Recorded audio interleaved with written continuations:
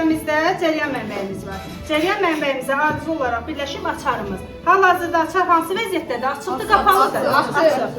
Açarımızı ardıcıl olaraq birləşdirmişik. Elektrik zəngini. Zəngi ardıcıl olaraq birləşdirmişik. Nədir bu?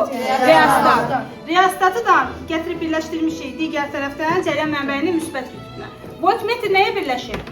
Nəyə ölçüdə gəlir? Zəngdəki gərginliyi ölçür. Hal-hazırda bizim reostatımızın sürgüsü yəni müqavimətin ən az olduğu haldadır. Çünki bu bağladığım hissə ilə aradakı məsafə çox azdır. Naqilin uzunluğu azdır. Naqilin uzunluğu az olduğuna görə orada göstərmişdim. Naqilin uzunluğu az olanda naqilin müqaviməti az olurdu.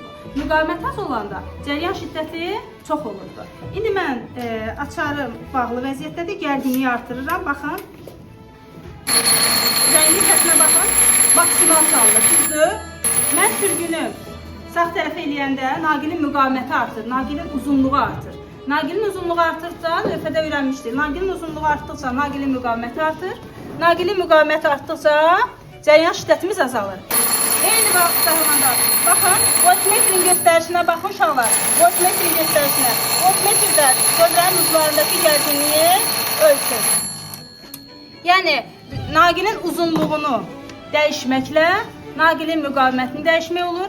Naqilin müqavimətini dəyişməklə də cəryan şiddətini dəyişmək olur. Bunu olarsa, müqavimət bir o qədər az olur. Çünki uzunluq az olur. Sürgü bu aşağı bağladığım hissədə nə qədər uzaqda olarsa, uzunluq çox olur deyə müqavimət az olur. Nəticədə cəryan şiddətimiz də daha yüksək olur. Zəngin səsi də əvvəlkinə nisbətən daha yüksək səslənir. Aydın uşaqlar, indi gəlin bunu tətbiq edən məsələ həll işləyək. Naqilin qalınlığı artdıqca naqilin müqaviməti artar, azalar. Azalar. Bunda mən sahəni hara yazım? Aşağı. Bir də qaldı yoldaşınız material demişdi. Naqilin materialını naqilin xüsusi müqavimətlə adlandırırıq. Materialdan və temperaturdan asılı olan amildir bu. Yəni naqilin xüsusi müqaviməti bir materialdan asılıdır, bir də temperaturdan asılıdır.